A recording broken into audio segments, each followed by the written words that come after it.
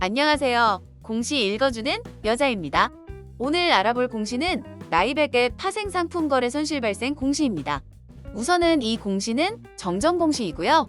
무슨 이 놈의 나라는 정정공시가 이리도 많은지. 짜잘한 숫자, 실수부터 공시에 대한 진지함이 없어요. 대체 말이야. 건성건성 공시 내보내고 나서 나중에 틀리면 허겁지겁 정정공시하는 회사들 벌점 빡세게 한번 때려야 합니다. 공시 좀 찾아보려고 하면 왔다 갔다 개고생하고 어떤 공시인지 파악도 힘들어요.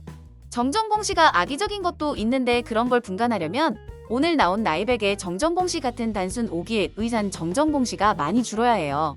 여기서 잠깐 공시에 대한 아주 간단한 제 의견은 대체적으로 공시가 많은 회사는 후지고 공시가 적은 회사는 후지지 않다.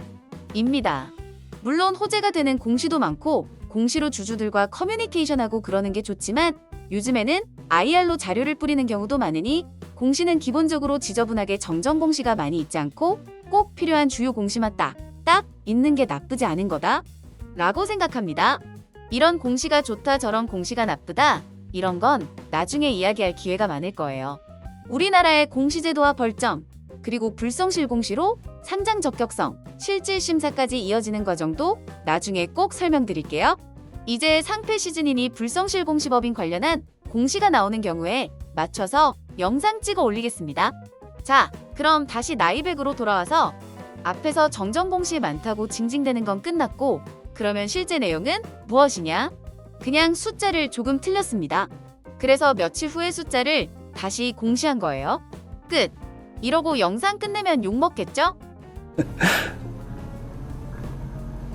센스 있게 좀 합시다. 센스 있게. 그러면 정정된 공시, 서류에 적힌 파생상품 거래 손실 발생이라는 게 무엇이냐 이게 바로 오늘의 주제입니다.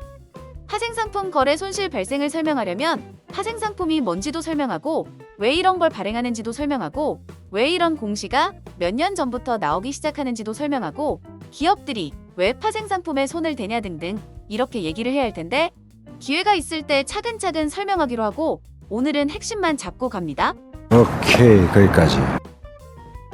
하나, 파생상품 거래 손실 발생 공시가 나왔으면 공시에서 하단의 투자 참고사항을 읽어보고 거기에 당사의 현금 유출을 초래하지 않습니다. 라는 문구가 있으면 금액이 아무리 크더라도 악재라고 볼 필요는 없다. 둘, 그렇지만 영업이익이 적자 회사인 경우 부담이 될 수도 있으니 좋다고 하기는 어렵다. 셋, 전환사채와 상환전환우선주 가지고 장난질 치지마. 개새끼들아. 자, 이제 간단히 차근 설명 들어갑니다. 기업의 현금 조달 방법은 간접금융과 직접금융으로 나뉘고 간접금융은 정책금융과 일반금융과 어쩌고 저쩌고. 씨바, 우리가 무슨 빡사 딸 것도 아니고 이렇게까지 알아야 하나? 왜 이러는 걸까요?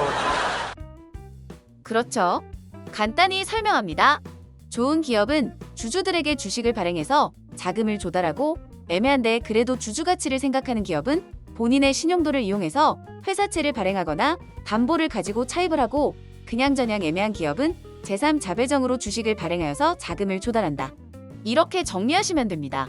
3자 배정 유증에 관해서는 정정공시랑 엮어서 할 얘기가 많으니 그때 다시 할게요. 그리고 마지막으로 전환사채로 자금 조달하는 기업들이 많은데 네, 주주 입장에서는 가장 안 좋은 방법입니다.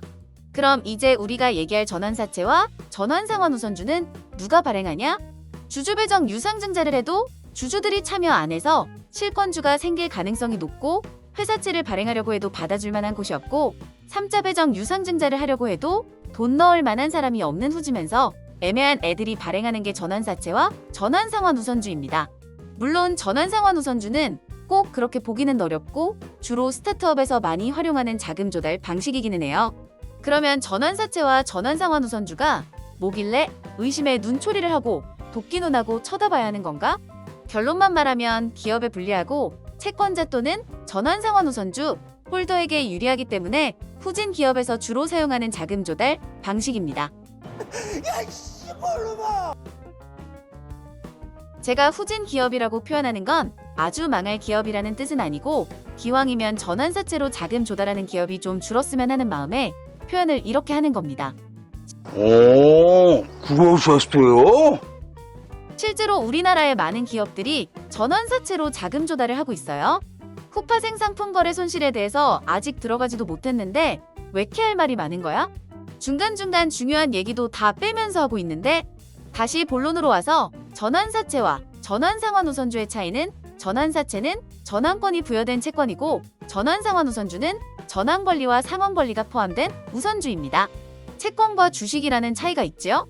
뭐 저 차이는 회사가 망해서 청산을 할 때 채권자의 지위에 있냐 주주의 지위에 있냐 차이가 발생하는데 그건 저런 건이 발생하면 그때 자세히 설명하기로 하고요. 결론적으로 전환사채와 전환상환우선주 둘 다 회계상으로 들어가면 부채로 잡혀요. KIFRS에서는 부채로 잡히고 KGAAP에서는 자본으로 잡히기도 하는데요. 전환상환우선주의 경우 상환권이 투자자에게 있다는 전제하에 부채로 잡히는 거예요. 이 뭔 개소리야? 즉, 이 부분을 투자자와 잘 해결하면 자본으로 인식하는 경우도 있어요. 실제로 2021년에 모 대형증권사가 대규모 상환전환우선주를 발행하며 상환권은 투자자가 아니라 발행회사에 있다고 명시해서 자본으로 인정받기도 했어요. 우리가 알아야 할 건 전환사채와 전환상환우선주는 형식은 다르지만 결국 회계상으로는 부채이다. 이것만 기억하면 됩니다. 오케이, 거기까지. 여기까지 왔으면 사실 거의 다 왔습니다. 몇백억에 달하는 손실 발생이라는 무시무시한 공시가 사실은 별거 아니라는 걸 설명하려니까 마음이 급하네요. 너는 계획이 다 있구나. 아니, 이게 공시 규정이 개 같으니까 이런 거라니까요. 거래소에서 공시 규정을 원칙적으로만 만들어 놓으니까 회계 기준 바뀌고 별거 아닌 공시가 저런 무시무시한 이름으로 공시가 나오는 거 아닙니까? 직장 다니면서 짬짬이 공부해서 하는 개인 투자자들은 저런 공시 보면 얼마나 놀라겠어요? 내가 가지고 있는 기업이 하라는 영업활동은 안 하고 어디 옵션 같은 파생 상품에서 대박 노리다가 대규모로 손실 입은 것처럼 보일 거 아닙니까? 사실은 별거 아닌데 말이죠. 괜찮아요? 많이 놀랬죠? 미안해요. 또 옆으로 새버렸네. 여튼 그래서 기본적으로 부채로 인식되는 전환사채는 결국 이 전환권이 회계인식에서 문제가 됩니다. 전환을 하려면 전환하는 가격이 정해져 있어야 하잖아요. 너무 싼 가격에 전환을 해주면 기존 주주들이 손에 일테고 높은 가격에 전환을 해주면 채권자들에게 실이익이 없으니까 주식으로 전환하지 않고 계속 채권으로 남아있겠죠? 주식으로 전환이 되어야 부채로 인식되었던 전환사채가 부채에서 자본금으로 바뀔 텐데요. 이자 비용이 줄어들 여지도 있고요. 그래서 전환 가격을 정해놓는데 그 전환 가격이 주가에 따라 바뀌기도 합니다. 이걸 리픽싱이라고 하는데 리픽싱 얘기는 나중에 할게요.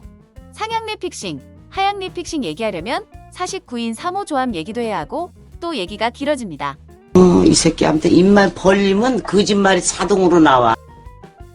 여튼 주가는 움직이고 전환 가격은 고정해요. 그러면 전환 가격과 주가 사이에 괴리가 생기게 되죠. 그 괴리를 회계상으로 어떻게 인식할 거냐를 따지다가 이 사단이 나는 겁니다. 전환사채가 자본이라면 이런 문제가 없을 텐데 부채라서 이런 문제가 생기는 거예요. 예를 들어서 설명하자면 전환가액이 1,000원인 전환사채에 1,000만 원 어치가 있습니다. 이건 채권자가 들고 있겠죠? 그런데 전환사채를 발행한 회사의 주가가 한 주당 3,000원인 거예요. 채권자는 아마 전환사채를 주식으로 전환해서 팔아버리면 3천만 원의 수익을 보게 될 겁니다. 즉, 전환사채의 액면가는 1,000만 원이지만 실질 가치는 3천만 원인 거죠.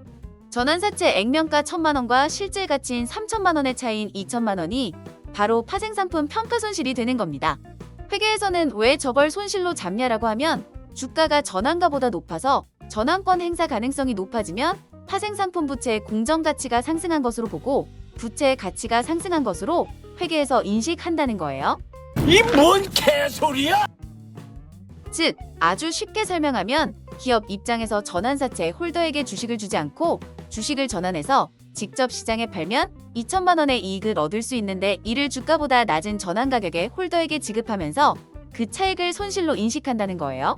그래서 결국 채권 홀더가 전환권을 행사해서 홀더가 주식을 가져가게 되면 이렇게 인식된 파생상품 부채는 제거되고 차번의 전환사채와 파생상품 부채가 대번에 자본금과 자본잉여금 정도가 계산되면서 결과적으로 파생상품 부채는 향후 자본잉여금으로 대체되는 효과가 발생합니다. 이건 뭐 어떻게 더 쉽게 설명할 방법이 없네요.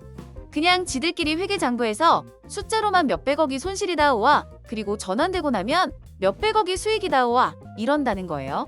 이게 뭔 짓거리예요. 다만 손실은 손실이기에 이익 잉여금 계정에 영향을 미치게 되어 손익계산서 상 당기순이익이 영향을 받으며 재무 건정성이 악화된 것처럼 보일 수도 있는 건 주의사항이에요. 마지막으로 다시 한번 깔끔하게 요약하겠습니다. 파생상품 거래 손실 발생 공시의 경우 현금 요출을 초래하지 않는다는 문구가 있다면 그냥 회계상 처리이므로 크게 신경 쓰지 않아도 된다. 하지만 손익계산서에는 영향을 미치니까 그걸 반영해서 손익계산서를 읽어야 한다. 저 간단한 얘기를 하려고 영상을 길게도 만들었네요. 이제 내가 가진 주식에서 300억이 넘는 파생상품 거래 손실이 발생했다고 공시가 나와도 놀라지 마세요. 지금까지 공시 읽어주는 여자였습니다. 끝!